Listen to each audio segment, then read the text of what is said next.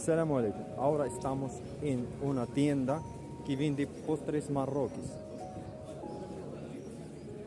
Para decir, por ejemplo, dame chorro, decimos ateni chorro. Para decir ateni sfenj, decimos ateni sfenj. Para decir dami sfenj. Para decir ateni dami harsha, decimos ateni harsha. Ateni significa dame. Dami harsha, dami sem. Para decir dame decimos ateni. Ateni. En derija marroquí decimos ateni. Ateni semmen. Ateni harsha. Ateni raif. Ateni sfenj. Para decir con decimos na u b na u b.